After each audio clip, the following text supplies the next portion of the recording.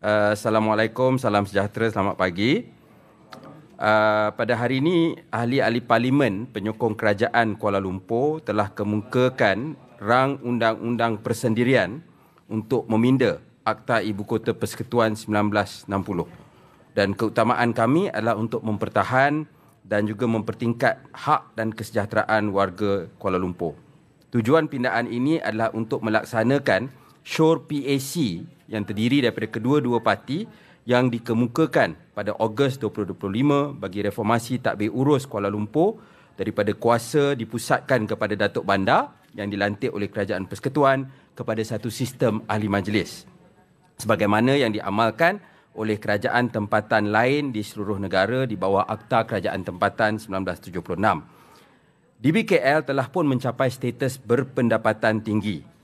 DBKL juga diperuntukkan untuk berbelanja RM2.835 bilion pada tahun ini, kurang sedikit daripada perbelanjaan Selangor tetapi lebih tinggi berbanding Johor.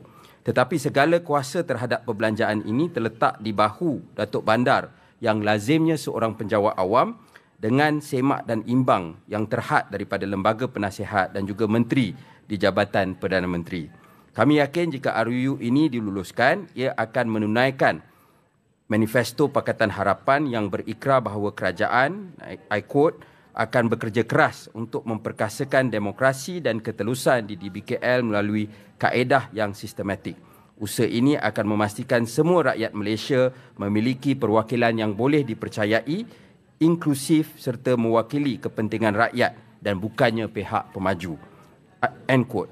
Kita perlu ingat bahawa 10 daripada 11 ahli Parlimen Kuala Lumpur memenangi kerusi mereka dengan manifesto ini. Kami juga berpandangan bahawa RUU ini adalah dasar yang inklusif yang akan memastikan bahawa walaupun sekiranya majoriti ahli Parlimen di Kuala Lumpur tidak sehaluan dengan Kerajaan Persekutuan sebagaimana berlaku antara 2008 sehingga 2018 dan 2020 sehingga 2022, suara penduduk ibu kota tetap akan diwakili di dalam DBKL. Dan salah satu kaedah praktikal ke arah pendemokrasian yang lebih besar di Kuala Lumpur ialah pelaksanaan sistem ahli majlis, menjadikan Datuk Bandar memiliki peranan penting tetapi setara dengan ahli-ahli majlis yang dicalonkan oleh ahli Parlimen Kuala Lumpur. Tiada perubahan besar lain dibuat ke atas Akta Ibu Kota 1960 di bawah RUU ini. Dan kami yakin Kerajaan Persekutuan dan juga Parlimen akan meneliti RUU ini dengan serius sebagai sebahagian daripada usaha reformasi bagi meningkatkan kebertanggungjawaban dan keterusan pentadbiran ibu kota. Kenyataan ini disokong oleh kesemua kami di sini, Setiawangsa, Seputih, Ceras, Wangsa Maju, Kepong, juga oleh Batu dan juga Bukit Bintang. Ya, ada tambah? You want to support this? Okay, this is.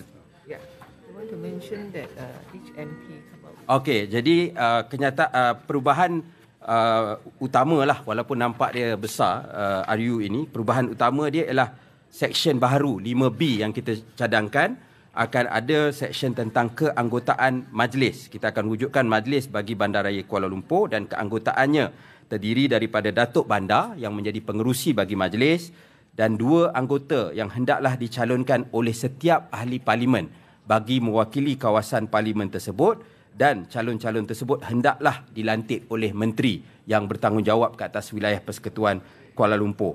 Jadi ini merupakan substantif elemen lah di dalam pindaan yang kami cadangkan.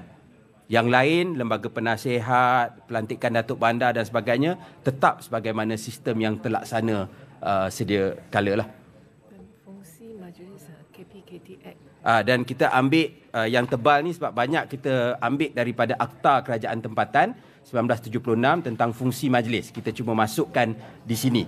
Jadi untuk nak samakan sebab dia Akta Ibu Kota, sejarah dia 1960 dia datang dulu, kemudian KL jadi wilayah persekutuan, kemudian ada Akta Kerajaan Tempatan dan sebagainya. Jadi kita cuba selaraskanlah.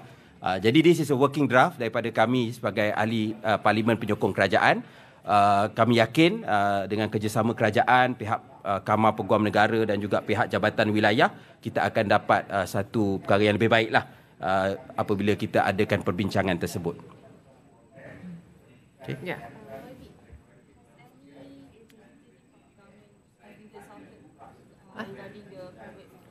this is based on the PAC punya recommendation where the government departments were attended and they were part of the proceeding. And they are aware of this. But since we think that this is also an urgent matter, we decide to come up with our bill as a draft, and we are willing to work with the government, being government backbenchers, so that we can work on this. Saya ingat, yalah YB Teresa pun mantan menteri. Saya pun makna pengalaman kami kadang-kadang memang nak come up dengan RUU ni memakan masa. Dan kita ada queue dekat Kamar Peguam Negara dan sebagainya. Tetapi jadi apa yang kami cuba bantu pihak kerajaan ialah kami cuba tampil berdasarkan input daripada peguam, daripada pihak NGO dan pihak lain, kita tampil dengan RUU ini. Mungkin tidak sempurna, tetapi kami merasakan at least kita ada satu working document yang boleh dimulakan dan sebagai rujukan, dan makna kita bukan cakap kosong.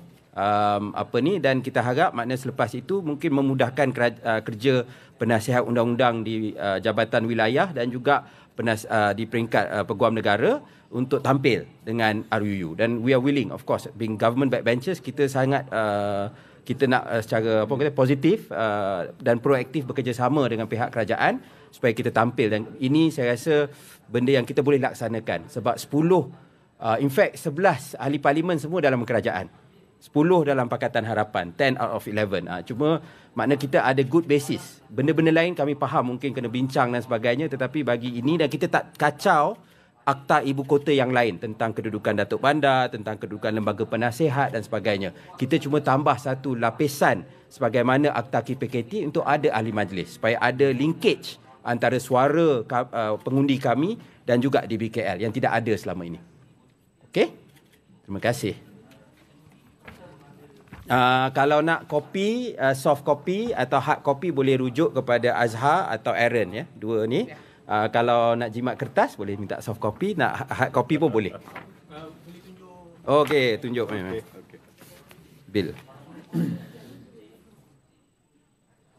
Ambil gambar.